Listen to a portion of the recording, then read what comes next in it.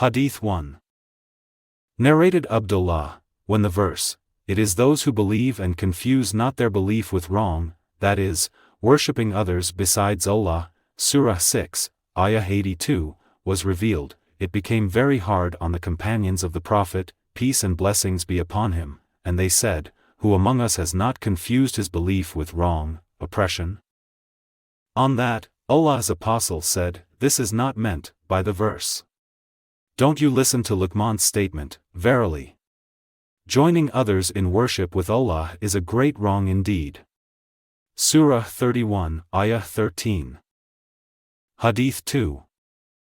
Narrated Abu Bakr, the Prophet, peace and blessings be upon him, said, "The biggest of the great sins are, to join others in worship with Allah, to be undutiful to one's parents, and to give a false witness." He repeated it thrice, or said, a false statement, and kept on repeating that warning till we wished he would stop saying it.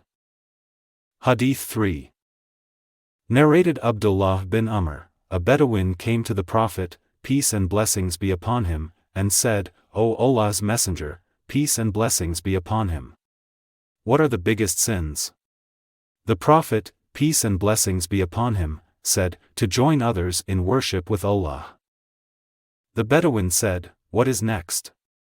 The Prophet, peace and blessings be upon him, said, "To be undutiful to one's parents." The Bedouin said, "What is next?" The Prophet, peace and blessings be upon him, said, "To take an oath, al-Gamus." The Bedouin said, "What is an oath, al-Gamus?" The Prophet, peace and blessings be upon him, said, "The false oath through which one deprives a Muslim of his property, unjustly." Hadīth 4. Narrated Ibn Mas'ud, a man said, "O Allah's Messenger, peace and blessings be upon him. Shall we be punished for what we did in the pre-Islamic period of ignorance?" The Prophet, peace and blessings be upon him, said, "Whoever does good in Islam will not be punished for what he did in the pre-Islamic period of ignorance, and whoever does evil in Islam will be punished for his former and later, bad deeds." Hadīth 5. Narrated Ikrimah, some Zanadiqa, atheists, were brought to Ali and he burnt them. The news of this event reached Ibn Abbas, who said, "If I had been in his place, I would not have burnt them, as Allah's Messenger, peace and blessings be upon him, forbade it, saying, 'Do not punish anybody with Allah's punishment, fire.' I would have killed them according to the statement of Allah's Messenger, peace and blessings be upon him, whoever changed his Islamic religion, then kill him." Hadīth 6. Narrated Abu Burda, Abu Musa said, "I came to the Prophet, peace and blessings be upon him, along with two men, from the tribe of Ash'ariyin, one on my right and the other on my left, while Allah's Messenger, peace and blessings be upon him, was brushing his teeth with a siwak, and both men asked him for some employment. The Prophet, peace and blessings be upon him, said, "O Abu Musa, O Abdullāh bin Qais. I said, by him who sent you with the truth, these two men did not tell me what was in their hearts, and I did not realize, that they were seeking employment." As if I were looking now at his siwak being drawn to a corner under his lips, and he said, "We never, or, we do not, appoint for our affairs anyone who seeks to be employed. But O Abu Musa, or Abdullāh bin Qais, go to Yemen." The Prophet, peace and blessings be upon him, then sent Mu'adh bin Jabal after him, and when Mu'adh reached him, he spread out a cushion for him and requested him to get down, and sit on the cushion. Behold, there was a fettered man beside Abu Musa. Mu'adh asked, "Who is this man?" Abu Musa said, "He was a Jew and became a Muslim and then reverted back to Judaism." Then Abu Musa requested Mu'adh to sit down, but Mu'adh said, "I will not sit down till he has been killed. This is the judgment of Allah and His Apostle, for such cases," and repeated it thrice. Then Abu Musa ordered that the man be killed, and he was killed. Abu Musa added, "Then we discussed the night prayers, and one of us said, 'I pray and sleep, and I hope that Allah will reward me for my sleep as well as for my prayers.'" Hadīth 7. Narrated Abu Hurairah, when the Prophet, peace and blessings be upon him, died and Abu Bakr became his successor and some of the Arabs reverted to disbelief, Umar said, O Abu Bakr, how can you fight these people? Although Allah's Messenger, peace and blessings be upon him, said, I have been ordered to fight the people till they say, none has the right to be worshipped but Allah, and whoever said, none has the right to be worshipped but Allah, Allah will save his property and his life from me, unless he does something for which he receives legal punishment, justly, and his account will be with Allah. Abu Bakr said, by Allah, I will fight whoever differentiates between prayers and zakat, as zakat is the right to be taken from property, according to Allah's orders.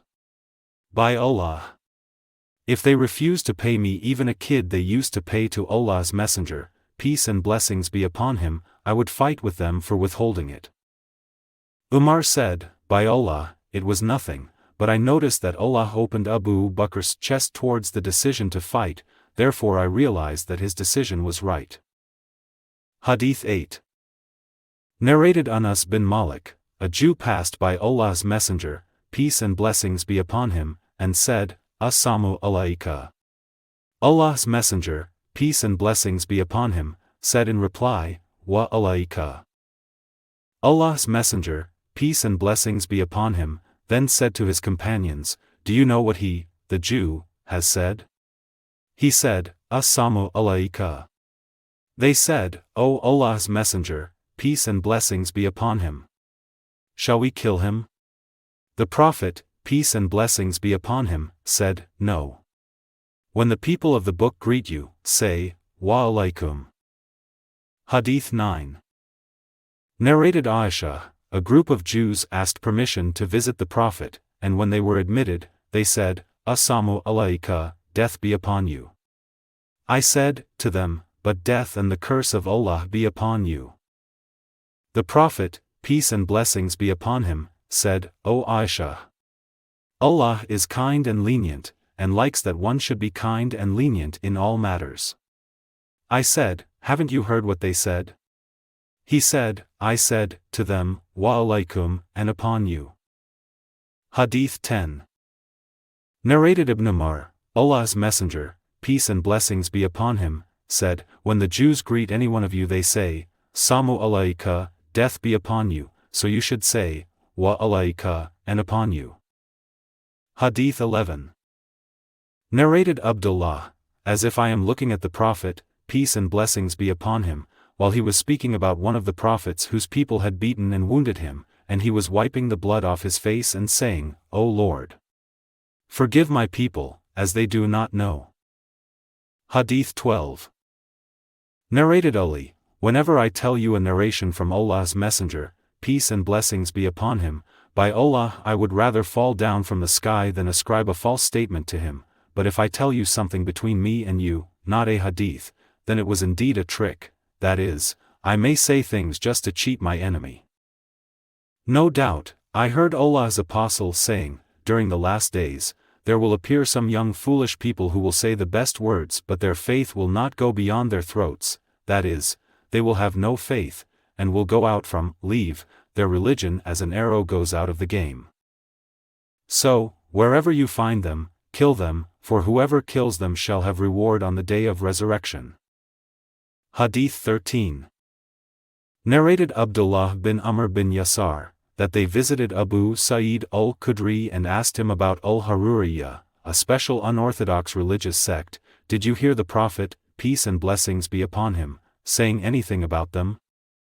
Abu Sa'id said, I do not know what al-Haruriyya is, but I heard the Prophet, peace and blessings be upon him, saying, there will appear in this nation, he did not say, from this nation, a group of people so pious apparently that you will consider your prayers inferior to their prayers, but they will recite the Quran, the teachings of which will not go beyond their throats, and they will go out of their religion as an arrow darts through the game, whereupon the archer may look at his arrow, its nasl, at its risaf, and its fukah to see whether it is blood-stained or not, that is, they will have not even a trace of Islam in them.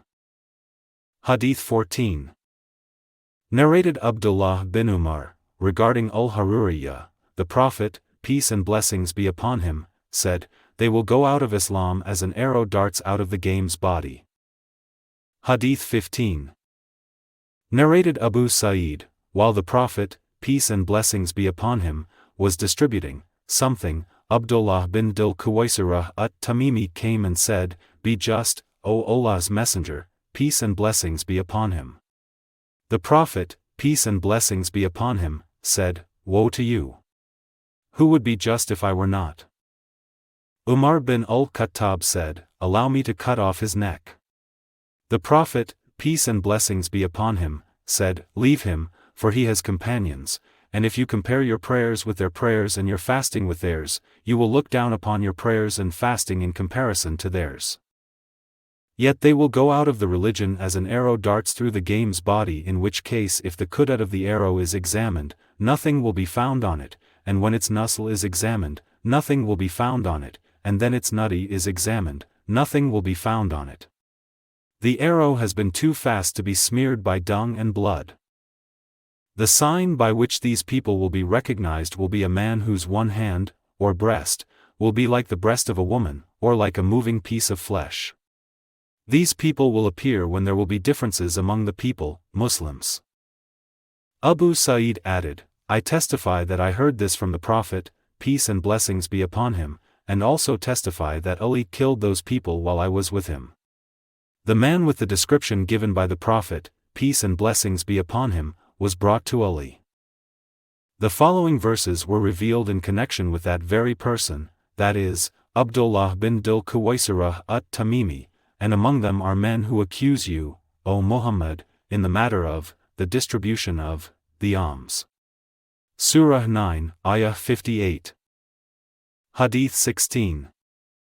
Narrated Usayr bin Amr, I asked Sahal bin Hunayf, "Did you hear the Prophet, peace and blessings be upon him, saying anything about Al-Khawarij?" He said, "I heard him saying while pointing his hand towards Iraq, there will appear in it, that is, Iraq, some people who will recite the Quran but it will not go beyond their throats, and they will go out from Islam as an arrow darts through the game's body." Hadith 17. Narrated Abu Hurairah, Allah's Messenger, peace and blessings be upon him, said, "The hour will not be established till two huge groups fight against each other, their claim being one and the same." Hadith 18. Umar bin al-Khattab said, "I heard Hisham bin al-Hakim reciting Surah Al-Furqan during the lifetime of Allah's Messenger, peace and blessings be upon him. I listened to his recitation and noticed that he recited it in several different ways which Allah's Messenger, peace and blessings be upon him, had not taught me.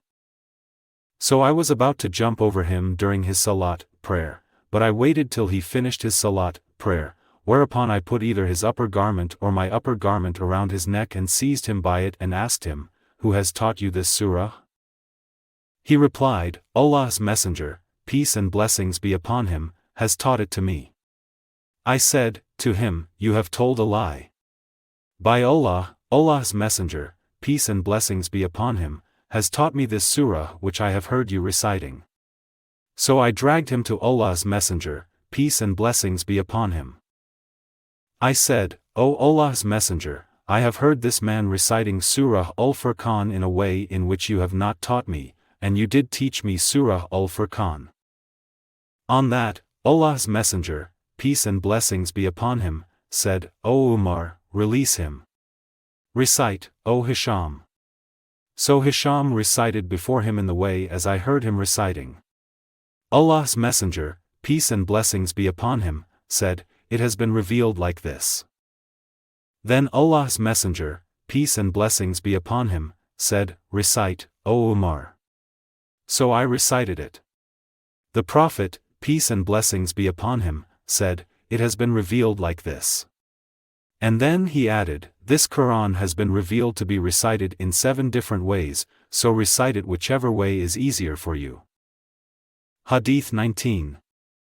Narrated Abdullāh, when the verse, 'Those who believe and did not confuse their belief with wrong, worshipping others besides Allah,' Surah 6, Ayah 82, was revealed, it was hard on the companions of the Prophet, peace and blessings be upon him, and they said, 'Who among us has not wronged, oppressed, himself?